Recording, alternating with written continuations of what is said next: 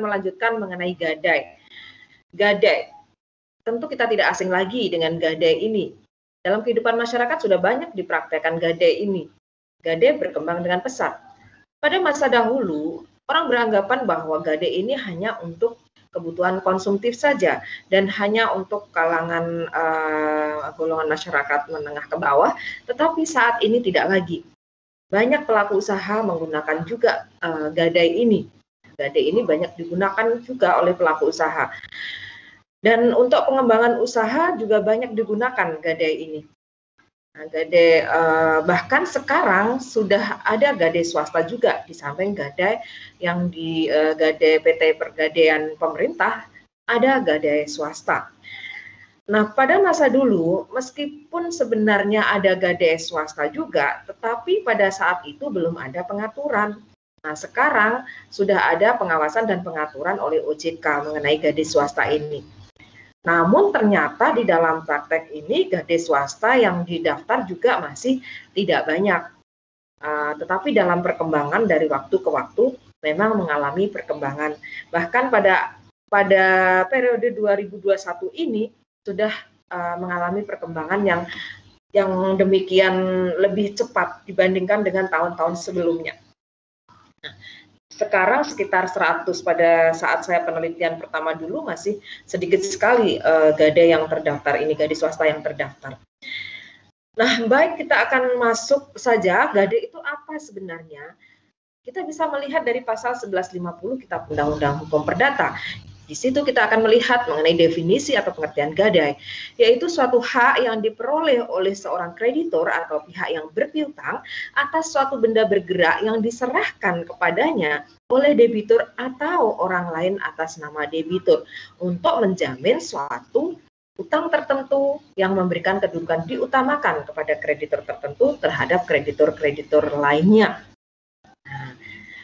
Kecuali, nah di situ ada kata kecuali biaya untuk memelihara barang gadai, kemudian menyelamatkan benda gadai, dan juga biaya untuk melelang barang gadai. Biaya mana lebih didahulukan daripada gadai itu sendiri. Nah, kalau dari kalimat pasal 1150 Kitab Undang-Undang Hukum Perdata tersebut, dari kata kecuali ke belakang, itu menunjukkan bahwa di sini ada privilege yang kedudukannya itu lebih tinggi daripada gadai dan hipotek. Pada pertemuan sebelumnya kita sudah membahas mengenai ada privilege, gadai, dan hipotek yang menjadi alasan tertentu bagi kreditur bisa menjadi seorang kreditur preferen atau kreditur yang didahulukan dalam pelunasan piutangnya daripada kreditor-kreditor lain. Dan asas umum bahwa hipotek dan gadai itu lebih tinggi daripada privilege. Kecuali undang-undang menentukan sebaliknya. Jadi ada privilege yang lebih tinggi daripada gadai dan hipotek. Nah, ini salah satunya. Saudara bisa lihat dari pasal 1150 Kitab Undang-Undang Hukum Perdata. Dari kata kecuali, biaya untuk melelang benda gadai, biaya untuk memelihara benda gadai, biaya untuk merawat benda gadai, nah ini lebih didahulukan daripada gadai dan hipotek itu sendiri. Nah, ini privilege yang lebih diutamakan atau lebih didahulukan daripada gadai dan hipotek, itu contohnya ada di situ. Nah, kemudian dari pasal 1150 mengenai pengertian gadai ini, kita juga bisa melihat adanya unsur-unsur gadai di situ. Apa saja? Yang pertama adalah gadai terjadi, jadi terjadinya gadai itu karena apa? Terjadinya gadai itu pada saat ada penyerahan benda bergerak dari pemberi gadai kepada pemegang gadai. Jadi di sini harus ada penyerahan benda dari pemberi gadai kepada pemegang gadai. Nah, ini merupakan syarat mutlak untuk terjadinya gadai. Kita bisa melihat syarat implicit styling ya. Jadi ada syarat implicit styling dalam gadai ini bahwa pada prinsipnya tidak ada gadai kalau gadai dibiarkan tetap ada di tangan debitur atau kembali dalam kekuasaan debitur atas kemauan kreditur.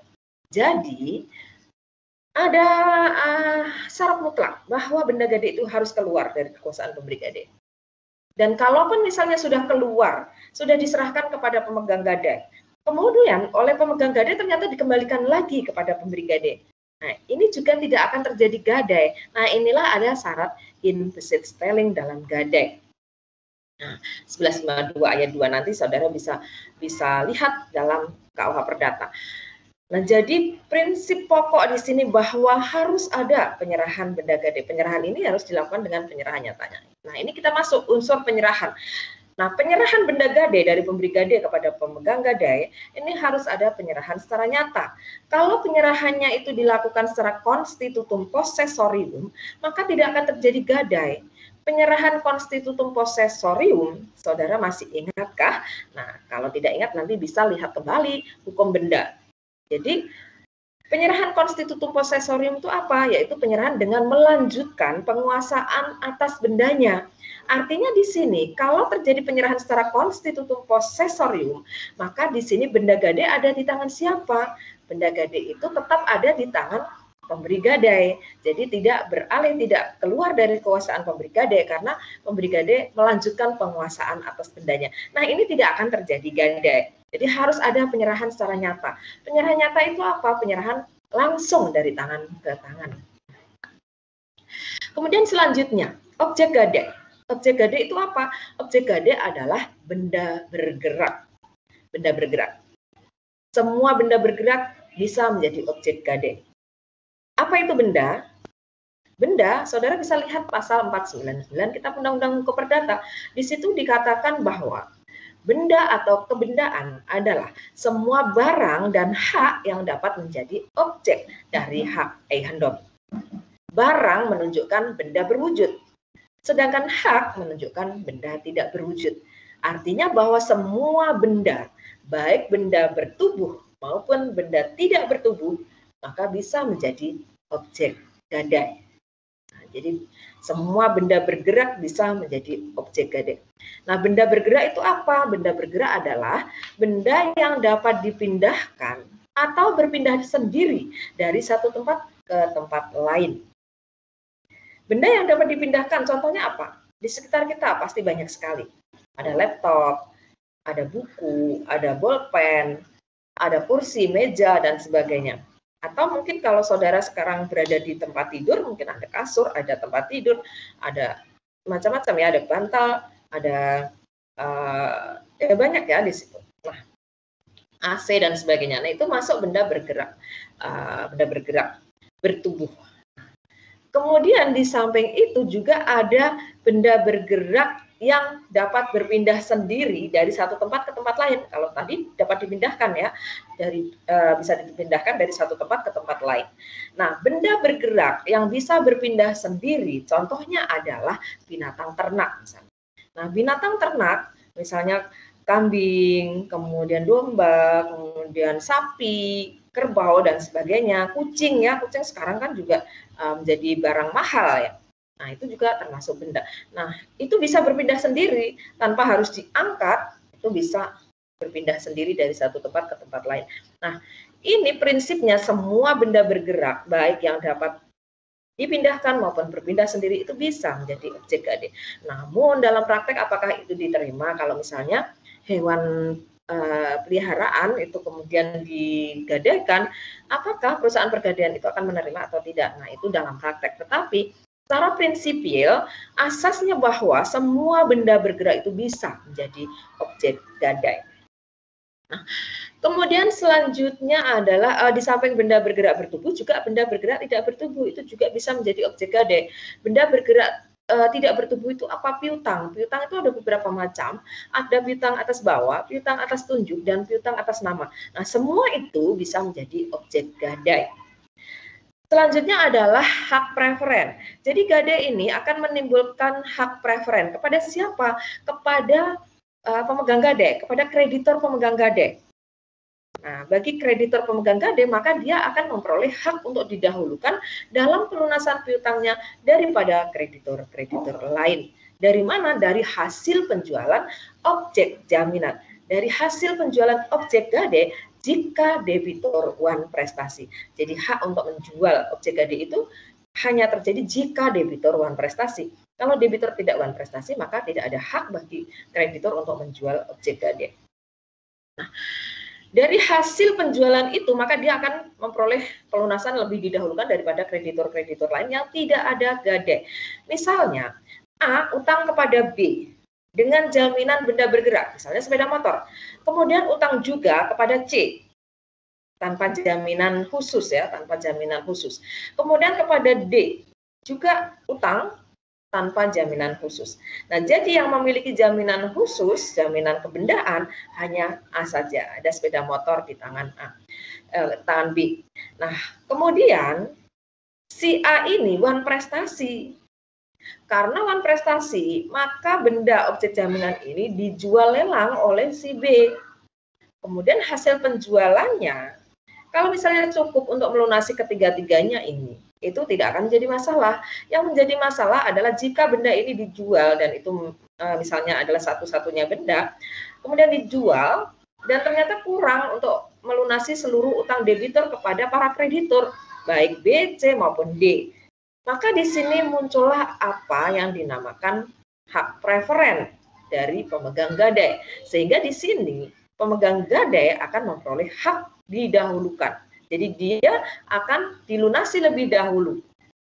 Kemudian kalau ada sisa baru diserahkan kepada C dan D. Kalau tidak ada sisa ya sudah, berarti si C dan D ini sebagai kreditor konkuren dia hanya berhak atas benda-benda milik debitur, dan ini tidak bisa langsung mengeksekusi, langsung menjual benda-benda tertentu miliknya si A tadi, karena di sini tidak ada perjanjian gadai. Sehingga kalau debitur wan prestasi dia harus mengajukan gugatan ke pengadilan. Nah, inilah bedanya antara kalau ada jaminan kebendaan dan tidak ada jaminan kebendaan. Baik, kita lanjutkan. Subjek gadai. Subjek gadai itu siapa? Subjek gadai di sini berbeda dengan subjek perjanjian pokok. Kita ingat bahwa kalau ada gadai, pasti minimal ada 2 perjanjian di sini. Karena gadai itu sifatnya asesor mengikuti perjanjian pokoknya. Dengan demikian, tidak akan ada gadai kalau tidak ada perjanjian pokok terlebih dahulu. Jadi ada perjanjian terlebih dahulu, perjanjian pokok misalnya perjanjian utang piutang, perjanjian leasing, factoring, perjanjian konstruksi, perjanjian apapun ya, perjanjian apapun itu bisa dijamin dengan gadai ini. Nah, misalnya perjanjian utang piutang dijamin dengan gadai. Nah, perjanjian utang piutang subjeknya adalah debitur dan kreditur. Sedangkan dalam gadai subjeknya adalah pemberi gadai dan pemegang gadai. Jadi ini 2 hal yang berbeda. Jangan dirancukan. Karena pemberi gadai itu belum tentu debitur sendiri. Bisa terjadi pemberi gadai itu juga pihak ketiga. Pemberi gadai yang debitur sendiri misalnya A memiliki sepeda motor, kemudian dia utang kepada B. Karena dia memiliki sepeda motor dan B ini menghendaki adanya jaminan, maka kemudian sepeda motor ini digadaikan. Jadi diserahkan kepada si pemegang gadai. Nah, ini debiturnya adalah A, krediturnya adalah B. Siapa pemberi gadainya? Pemberi gadainya adalah A juga. Jadi pemberi gadai sekaligus adalah sebagai debitur. Kemudian B ini adalah pemegang gadai. Ini berbeda kalau misalnya A utang kepada B, tetapi kemudian ternyata dia tidak memiliki benda tertentu menjadi objek jaminan. Kemudian dia memiliki saudara misalnya atau mungkin teman, yaitu C. Nah, C ini memiliki sepeda motor. Kemudian sepeda motor miliknya C ini dijadikan objek jaminan bagi pelunasan utangnya A kepada B. Nah, jadi di sini ada 3 pihak. A sebagai debitur, karena dia utang kepada B, dia berkedudukan sebagai debitur. Nah, B sebagai kreditor sekaligus adalah pemegang gadai. Nah, siapa pemberi gadainya? Pemberi gadainya di sini bukan debitur, tetapi adalah pemberi gadai pihak ketiga, yaitu C tadi, yang bukan debitur. Nah, kemudian pemegang gadai adalah kreditor yang telah menerima benda bergerak dalam gadai. Nah, di sini pemegang gadai ini bisa benda yang dijadikan objek jaminan itu bisa langsung dipegang sendiri oleh pemegang gadai, bisa juga oleh pihak ketiga yang bukan pemegang gadai. ya. Jadi bisa dipegang oleh pihak ketiga, namun harus disepakati antara kedua belah pihak, yaitu pemberi gade dan pemegang gade. Yang penting benda gade tadi harus keluar dari kekuasaan pemberi gade. Jadi tidak boleh tetap ada di kekuasaan pemberi gade. Kemudian selanjutnya kita akan bahas mengenai objek gade. Tadi sudah kita bahas bahwa objek gade itu adalah benda bergerak. Benda bergerak bisa benda bergerak bertubuh maupun benda bergerak tidak bertubuh. Benda bergerak bertubuh adalah benda yang bisa dilihat, bisa ditangkap dengan alat panca indera. Jadi bisa dilihat, bisa disentuh, ya, bisa dirasakan. Nah, sedangkan benda bergerak tidak bertubuh itu benda bergerak yang tidak dapat ditangkap dengan alat panca indera. Nah, ini adalah hak tagih piutang. Piutang itu ada 3 macam, piutang atas bawah, piutang atas tunjuk, dan piutang atas nama. Dan masing-masing benda ini, baik benda bergerak bertubuh maupun benda bergerak tidak bertubuh, baik piutang atas bawah, atas tunjuk, atas nama, ini masing-masing cara penggadeannya nanti berbeda. Jadi masing-masing tidak sama cara penggadeannya tersebut. Kemudian kita lihat sifat-sifat gadai. Ada beberapa macam sifat gadai di sini. Yang pertama, gadai merupakan hak kebendaan atau gadai ini menimbulkan hak kebendaan. Menimbulkan hak kebendaan otomatis di sini memenuhi kriteria, memenuhi karakteristik atau ciri-ciri sebagai hak kebendaan. Hak kebendaan itu kita masih ingat bahwa hak kebendaan itu ada 2 macam, hak kebendaan yang bersifat memberikan kenikmatan dan hak kebendaan yang bersifat memberikan jaminan. Hak kebendaan yang bersifat memberikan kenikmatan itu memberikan hak kepada pemegang haknya untuk menikmati benda tersebut, untuk menggunakan benda tersebut. Contohnya hak apa? Hak milik atau biasa orang menyebut sebagai hak eigendom. Kemudian hak besit atau hak menguasai itu menimbulkan hak pada pemegang haknya untuk menikmati bendanya, untuk menggunakan bendanya. Kemudian hak detensi, yaitu menguasai benda untuk orang lain. Nah, ini juga memberikan hak kepada pemegang haknya itu untuk menikmati bendanya, untuk menggunakan bendanya. Nah, hak detensi contohnya orang menyewa benda, orang meminjam benda, kemudian orang dititipi benda. Nah, orang meminjam benda, nah berarti dia bisa menikmati benda tersebut sesuai dengan perjanjian pinjam meminjam tersebut. Nah, hak milik misalnya itu bisa dinikmati, bisa digunakan untuk keperluan sehari-hari, untuk kuliah misalnya, untuk belajar, untuk bekerja dan sebagainya. Nah, kemudian kalau hak kebendaan yang bersifat memberikan jaminan itu tidak memberikan hak kepada pemegang haknya untuk menikmati bendanya, untuk menggunakan bendanya. Tetapi fungsinya di sini adalah untuk menjamin pelaksanaan prestasi debitur kepada kreditur, untuk menjamin pelaksanaan kewajiban debitur kepada kreditur. Jadi tidak boleh dinikmati benda tersebut. Sebagai contoh, seseorang menggadaikan bendanya, contohnya adalah sepeda motor, kepada B sebagai kreditur pemegang gade. Kemudian pemegang gade, misalnya perusahaan pergadaian, di sini menggunakan sepeda motor untuk keperluan sehari-hari. Misalnya ya, salah satu pegawai dari perusahaan pergadaian tersebut menggunakan sepeda motor itu untuk kuliah atau mungkin untuk bekerja atau mungkin untuk jalan-jalan dan sebagainya.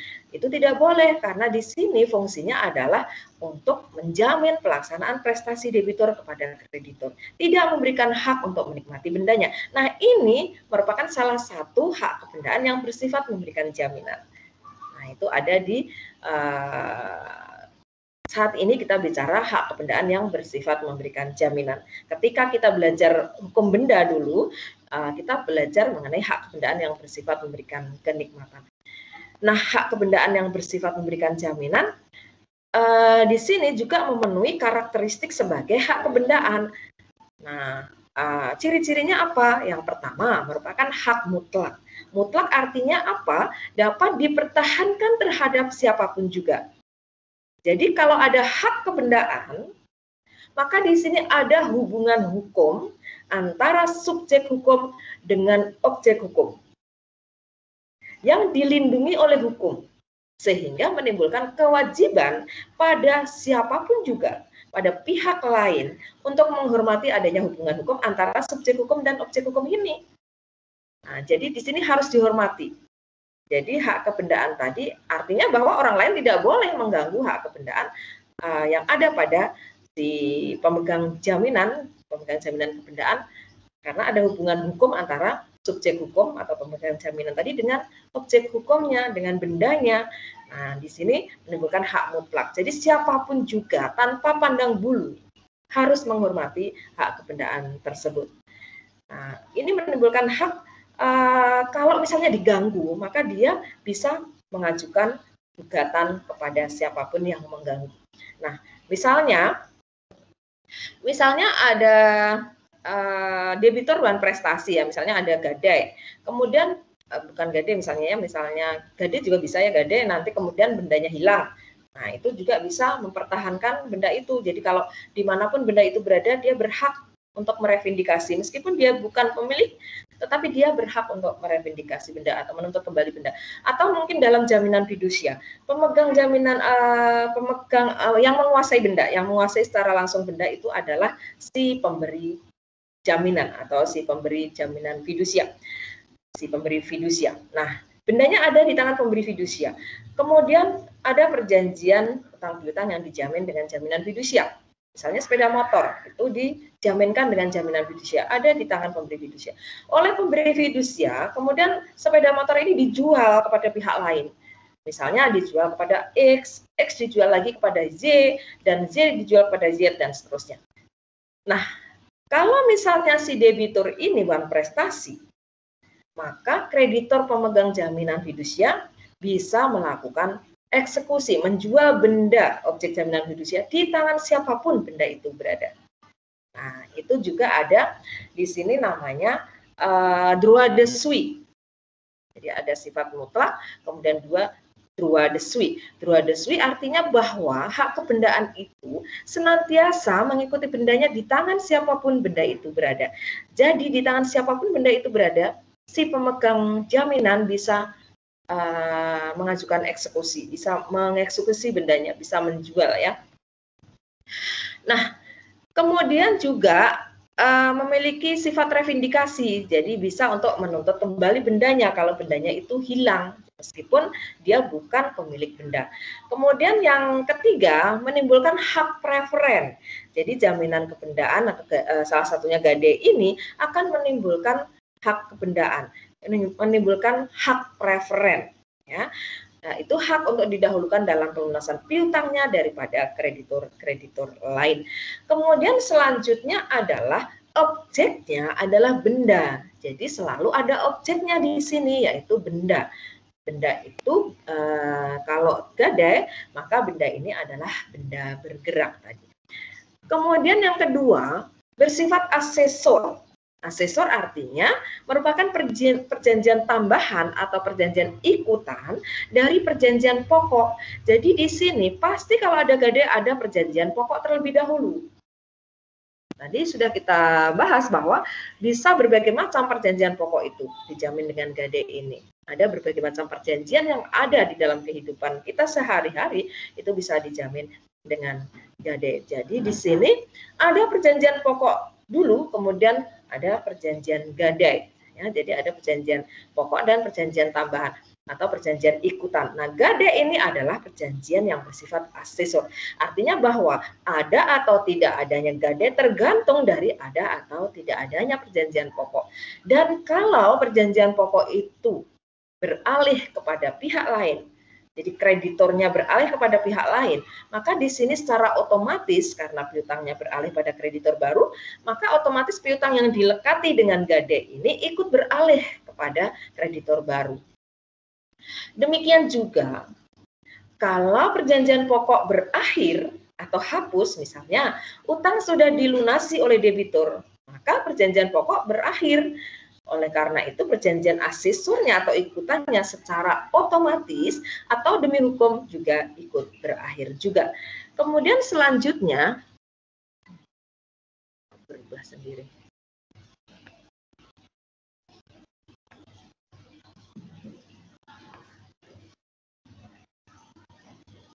Nah, Kemudian sifat selanjutnya adalah tak dapat dibagi-bagi. Tidak dapat dibagi-bagi artinya bahwa hak gadai ini membebani secara keseluruhan benda gadai. Dengan dilunasinya sebagian utang oleh debitur, tidak akan membebaskan sebagian benda gadai. Sebagai contoh, A utang kepada B sebesar 100 juta rupiah dengan jaminan 2 kendaraan bermotor. Jadi 2 kendaraan bermotor digadaikan untuk menjamin pelaksanaan prestasi debitur 100 juta tersebut kepada si B. Nah, taksiran bahwa masing-masing sepeda motor ini adalah 50 juta misalnya. Kemudian si A ini membayar sebagian utangnya kepada B. Misalnya dia membayar 50 juta. Maka di sini tidak bisa dia kemudian menuntut bendanya itu untuk dikembalikan.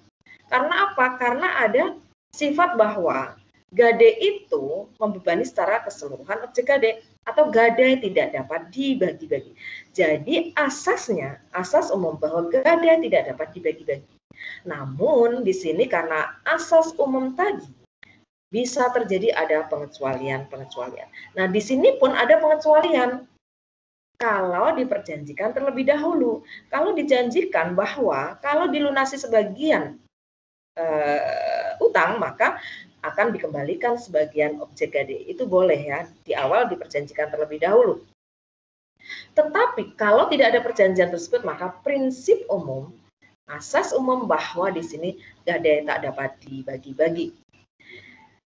Kemudian selanjutnya hak preferen. Hak preferen artinya adalah hak mendahulu dalam pelaksanaan atau pelunasan piutangnya daripada kreditur-kreditur lain. Jadi kreditur pemegang gadai itu akan mendapatkan pelunasan lebih didahulukan daripada kreditur-kreditur lain dari hasil penjualan objek gadai. Jadi hanya dari hasil penjualan objek gadai. Jadi misalnya benda gadai itu dijual ternyata kurang ya, misalnya A utang kepada B dengan jaminan sepeda motor, utangnya 100 juta. Ternyata kemudian debitur ini wan prestasi dan benda gadai ini dijual lelang oleh si B. Ternyata hanya laku 50 juta misal. Maka di sini dia tidak bisa langsung mengambil benda lain karena dalam hal ini terhadap benda-benda lain dari milik debitur itu, dia kedudukannya sebagai kreditur konkuren. Utangnya tetap ada, utang A kepada B tetap ada karena masih kurang tadi ya. Tetapi dia tidak lagi dijamin suatu jaminan khusus. Maka di sini masuknya jaminan umum. Sehingga kedudukannya dia atas seluruh harta benda milik debitur itu adalah sebagai kreditur konkuren. Namun dia preferen atas benda gadai tadi. Tapi kalau sudah dijual, sudah berakhir dia sebagai kreditur preferen. Nah, kemudian objeknya adalah benda bergerak. Jadi objek gadai sudah beberapa kali kita bahas bahwa objek gadai adalah benda bergerak, baik benda bergerak bertubuh maupun tidak bertubuh. Kemudian hak jaminan yang kuat dan mudah pelaksanaannya. Jadi gadai ini merupakan hak jaminan yang kuat. Kenapa? Karena hak gadai ini, karena gadai ini menimbulkan hak preferen kepada kreditor pemegang gadai, sehingga kedudukannya kuat. Kedudukannya sebagai kreditur preferen, dia memiliki hak untuk didahulukan dalam pelunasan piutangnya daripada kreditur-kreditur lain. Dan jika debitur wan prestasi, dia tidak perlu mengajukan gugatan ke pengadilan, tapi bisa langsung menjual objek gadai sesuai dengan cara-cara penjualan objek gadai sebagaimana ditentukan di dalam peraturan perundang-undangan. Nah, kemudian mudah pelaksanaannya. Kenapa dikatakan kuat tadi masih belum selesai? Jadi kuat itu karena kedudukannya sebagai kreditor preferen di pemegang gadai. Di samping sebagai kreditor preferen, pemegang gadai ini juga berkedudukan sebagai kreditur separatis. Jadi kreditur pemegang jaminan kebendaan termasuk kreditur pemegang gadai berkedudukan sebagai kreditur separatis. Artinya tidak terpengaruh adanya kepailitan debitur, sehingga kalau nantinya debitur pailit, maka dia bisa mengeksekusi, bisa menjual benda gadai itu seakan-akan tidak terjadi kepailitan debitur. Jadi dia bisa langsung mengeksekusi benda gadai tersebut. Mudah dan pasti pelaksanaan eksekusinya. Kenapa dikatakan mudah?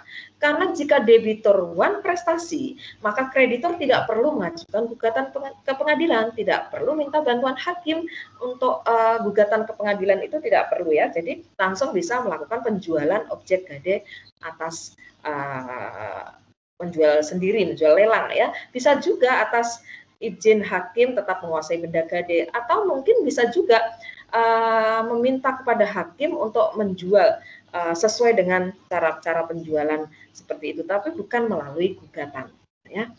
Kemudian juga pasti pelaksananya. Kenapa? Karena diatur secara jelas di dalam peraturan perundang-undangan ya, di dalam KUH Perdata, bahwa kalau debitur one prestasi maka bisa langsung menjual objek gade tersebut sesuai dengan cara-cara penjualan objek gade yang ada di dalam peraturan perundang-undangan. Nah, itu adalah beberapa sifat gadai. Nah, sampai di sini saya rasa ya pertemuan kita pada kesempatan sore hari ini, karena kalau kita bahas proses terjadinya gadai ini akan panjang. Nah, sebelum kita akhiri, mungkin ada pertanyaan? Silakan kalau ada pertanyaan, saya sambil mengambil daftar hadir untuk dimasukkan sini. Selamat sore, Ibu. Selamat sore, sebutkan nama. Saya Mareta, Ibu, mohon izin bertanya. Boleh. Ya, kalau tadi Ibu sampaikan kalau untuk gadai itu kan penguasaannya ada di pemegang gadai ya, Ibu ya? Iya, kalau yang saya masih agak kurang bisa membayangkan kalau untuk gadai saham itu seperti apa ya, Bu, teknisnya? Kalau gadai saham kan memang termasuk ke piutang atas bawah ya, Bu ya? Itu maksudnya teknis gadainya seperti apa? Ya, terima kasih. Sebentar nanti saya jawab. Ya, terima kasih atas pertanyaan yang luar biasa. Saya ambil daftar hadir dulu.